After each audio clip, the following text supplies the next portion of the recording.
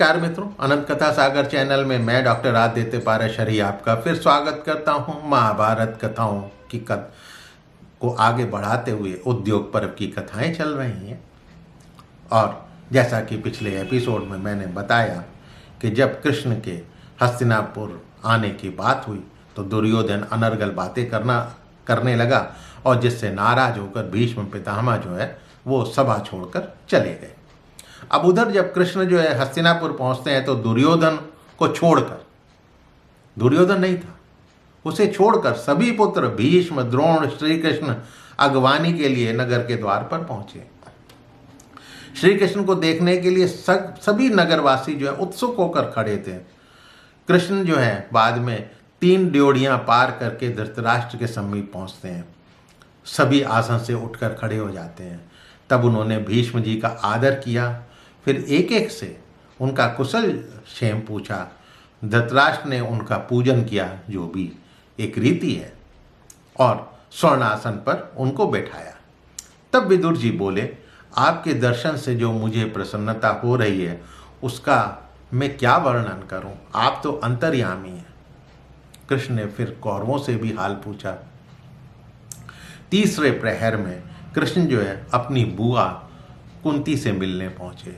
अब कुंती ने जैसे ही उनको देखा वो रोते हुए उनके गले लग गई और पुत्रों को याद करके फूट फूट कर रोने लगी।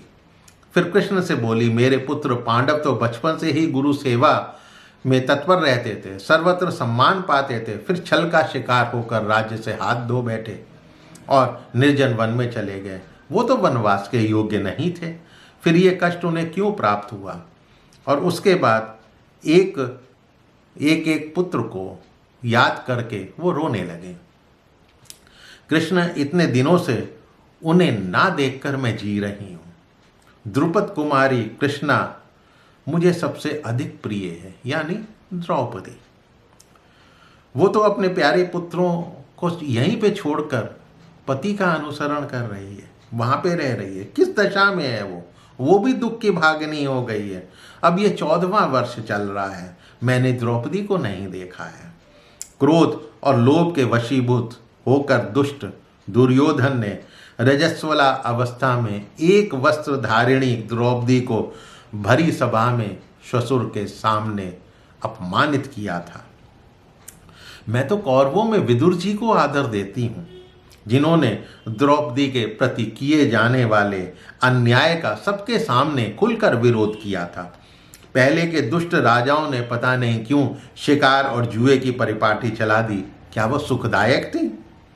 क्या वो उससे कोई काम सिद्ध हुआ? उसने तो उल्टा जो है नुकसान करा है। द्रौपदी को कौरवों ने जो कष्ट पहुंचाया है उससे किसी का मंगल नहीं हो सकता। वो अपमान मेरे हृदय में आज तक चुभता है। पांडवों का नगर से निष्कासन, वनवास के लिए बाध्य होना, मैं इन दुखों को अनुभव कर चुकी हूँ। मेरे पुत्रों को अज्ञातवास के कष्ट उठाने पर भी राज्य ना मिलने से जीविका का अवरोध हो गया है। उनके सामने जीविका का प्रश्न आ गया है। उनको इतना तो कष्ट नहीं होना चाहिए था। अब हमें भी दुख के बाद सुख मिलने चाहिए। मैं जो ये कष्ट भोग रही हूँ उसके लिए ना तो मैं अपने को दोष देती हूँ, ना दुर्योधन को, बल्कि अपने पिताजी की ही निंदा करती हूँ, जिन्होंने मुझे राजा कुंती भोज के हाथों में ऐसे दे दिया जैसे साधारण रूप से याचक को धन दे देते हैं। मैं तो उस समय बालिका थी। मेरे पिता तथा ससुरों ने भी वंचनापूर्ण बर्ताव किया है मेरे साथ। इस कारण मैं बहुत दुखी हूँ। मेरे जीवित रहने से क्या लाभ है? मैं तो अपना जीवन जो मरण तुल्य मानती हूँ। अर्जुन के जन्म काल के समय सूतिका ग्रह में एक आकाशवाणी ने मुझसे ये कहा था कि तेरा ये पुत्र सारी पृथ्वी जीत लेगा, इसको यश स्वर्ग, इसका यश जो है स्वर्ग लोक तक फैलेगा, ये कौरवों का संहार कर राज्य पर अधिकार कर लेगा और फिर भाइयों सहित 3-3 अश्वमेघ यज्ञों का अनुष्ठान करेगा। कृष्ण, यदि धर्म है तो तुम भी वो सब कार्य पूरा कर लोगे जिस आकाशवाणी ने मुझे ये कहा था। आप युधिष्ठिर से कहना कि बेटा तुम्हारे धर्म की बड़ी हानि हो रही है, उसे व्यर्थ ना नष्ट करो। अब समय आ गया है, युद्ध करो, नहीं तो ये भी व्यर्थ हो जाएगा। यही क्षत्रिय का कर्तव्य है। कृष्ण, तुम तो जानते ही हो, यदि भीम और अर्जुन क्रोधित हो जाएं तो देवताओं को भी मृत्यु के मुख में पहुंचा सकते हैं। द्रौपदी का दुर्योधन और दुशासन द्वारा किया गया अपमान भीम और अर्जुन का ही अपमान है। भीमसेन बैर हो जाने पर कभी शांत नहीं होता जब तक शत्रु का संहार नहीं होता। इस तरह से कुंती जो है वो तरह तरह के तरीके अपनाकर वो अपना दुख प्रकट कर रही थी। तब कृष्ण जो है रहा नहीं गया, आश्वासन देकर कुंती से बोले, तुमसे अधिक सौभाग्यशाली कौन होगा। तुम एक उच्च कुल की कन्या हो और उच्च कुल में ही ब्याह कर आई हो। तुम्हारे जैसी विवेकशील स्त्री को सुख दुख चुपचाप सहने चाहिए। तुम्हारे पुत्रों को वीरोचित सुख प्रिय है, उत्साही हैं, महाबली हैं, थोड़े से ऐश्वर्य से वो संतुष्ट नहीं रह सकते हैं। बुआ, पांडवों ने तुम्हें प्रणाम कहलवाया है। तुम शीघ्र देखोगे कि पांडव जो है निरोगी होकर तुम्हारे सामने उपस्थित हैं। उनके संपूर्ण मनोरथ सिद्ध हो गए हैं। वे अपने शत्रुओं का संहार करके साम्राज्य रूपी लक्ष्मी से युक्त शासक पद पर, राजा के पद पर प्रतिष्ठित हैं। तब जो है कुंती बोलती है कि अपनी अज्ञानता का मोह उसका दूर हो जाता है और कहती है, कृष्ण, जो पांडवों के लिए हितकर हो वो करो। मैं तुम्हारी सत्यपरायणता और कुल मर्यादा को भी जानती हूँ।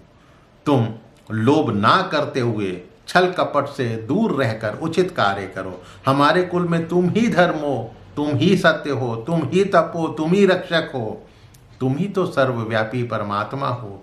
तुम जो कहते हो वो सत्य होकर रहेगा।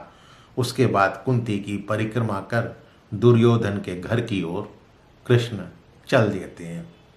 अब दुर्योधन के घर जाते हैं या नहीं, और जाते हैं तो क्या होता है, अगले एपिसोड में। तो मित्रों, मेरी कथाएं यदि पसंद आ रही हो तो मेरे चैनल को सब्सक्राइब करना मत भूलिएगा, और हो सके तो अपने इष्ट मित्रों से इसको शेयर अवश्य कीजिएगा। तो मिलता हूं कथा को आगे बढ़ाने के लिए अगले एपिसोड में। तब तक के लिए नमस्कार।